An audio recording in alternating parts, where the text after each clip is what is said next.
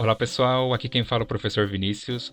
Hoje estamos iniciando o Caderno do Aluno, volume 4 do nono ano de matemática. Começaremos aqui na página 111, na situação de aprendizagem 1. A atividade também é 1, circunferência e seus elementos.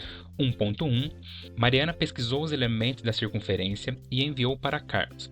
Utilizando agora um compasso, trace duas circunferências não concêntricas, ou seja, não no mesmo centro, uma de raio 3 e outra de raio 2, identificando-as por A e B, respectivamente.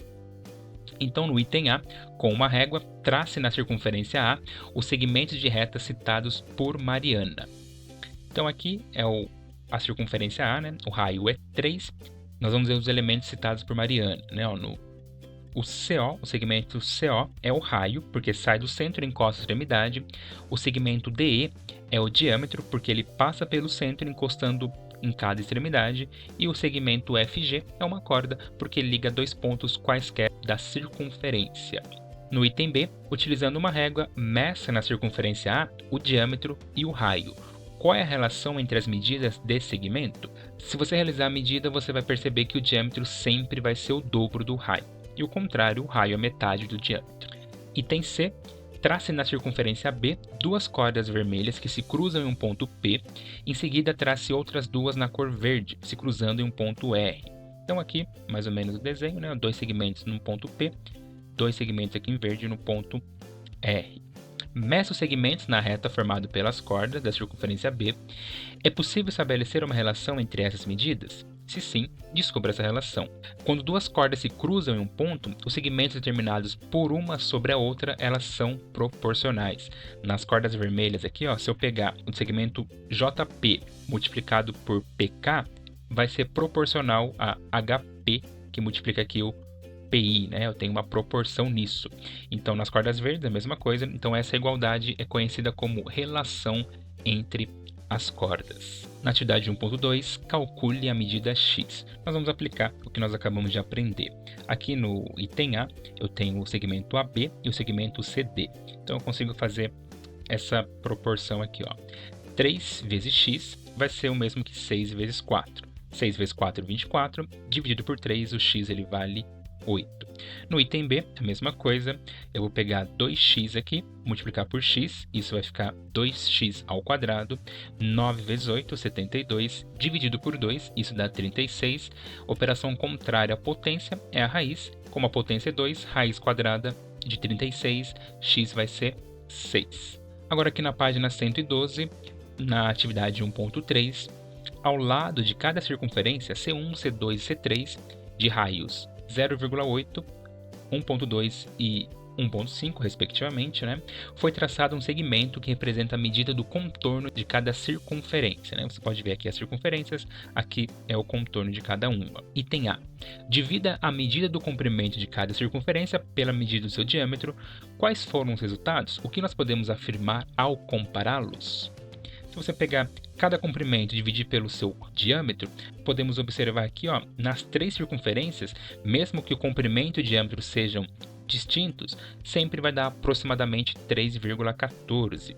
Então, como o diâmetro é o dobro do raio, ainda nós temos que os valores obtidos são todos aproximadamente 3,14.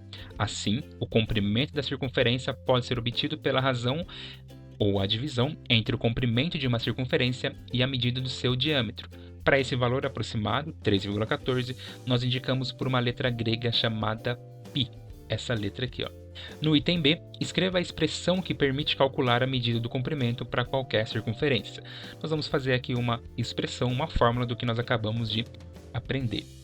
Representando C como comprimento da circunferência, R o raio e o π, o valor encontrado entre a razão do comprimento da circunferência e seu diâmetro, nós temos que π é igual ao comprimento dividido pelo diâmetro. Como o diâmetro é o dobro do raio, eu posso aqui substituir, passo para o outro lado aqui multiplicando, então eu tenho que o comprimento vai ser igual a 2 vezes π vezes o raio, que é uma expressão que permite calcular o comprimento de qualquer circunferência.